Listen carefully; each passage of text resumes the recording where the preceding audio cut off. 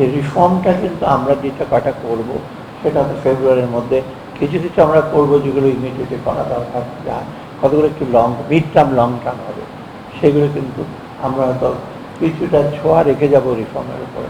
বাকি আগামীতে যেই সরকার আছে, যে আপনার নির্বাচিত সরকার, তারা করবে। এবং মোটামুটি আমরা আশা করি এবং তাদের সাথে আমাদের যোগাযোগে তাদের আমাদের ভালো কাজগুলো সেগুলো তারা এগিয়ে নিয়ে যাবে, কারণ তারা সহজে ফেলে দিতে পারবে না। ফেলে দিতে পারে আপনি তো আবার আছেন, আপনারা বেশি করে তখন ধরবেন।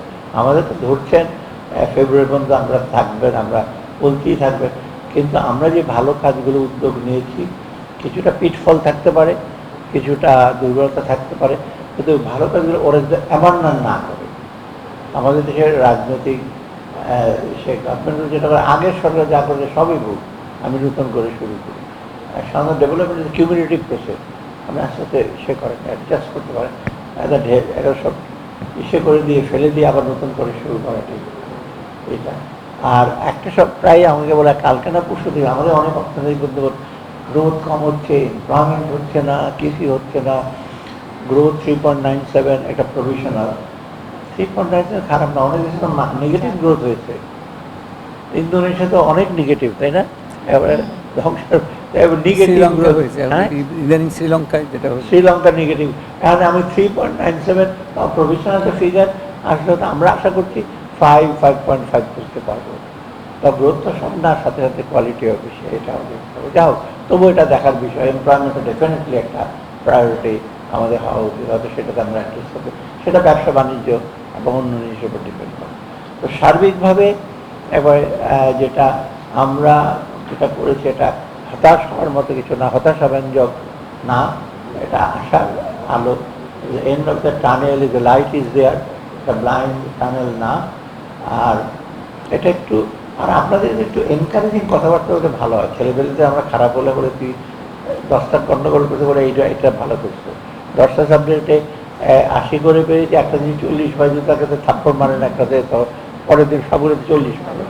এটা এরকম হচ্ছে, আমরা একটাতে ভুল করলাম সবগুলো বিষয়। কয়েকদিন আগে দেখলাম, আমি বলবো না, আমার আন্ডারে চাকরি করেছে বহুদিন একজন ইকোনমিক, আমি উজ্জ্বল কোনো দৃষ্টান্ত দেখতে পাচ্ছি না।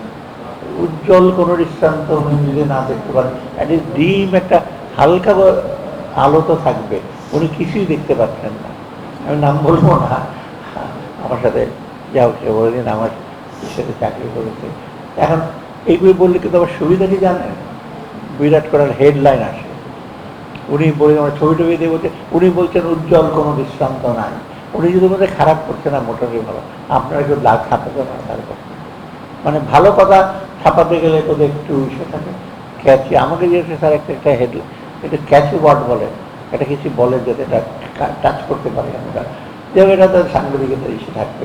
বাট ওভারঅল আমি একেবারে একদম একদম ক্লেম করছি না, সব কিছু করে ফেলেছি, যা যা প্রত্যাশা করে সব হয়ে গেছে। আমি মনে করি যে beginning to the right direction, সঠিক পথে আমরা যাচ্ছি। হয়তো আরও দ্রুত যেতে পেরে ভালো হতো, ও সামনের দিকে যাবো নিশ্চয় ভবিষ্যৎ, যে যারা আমরা সবাই মিলে বাংলাদেশে অতি দ্রুত আমরা একটা ভালো অঞ্চল জগৎ কাতারে নিয়ে যেতে পারি।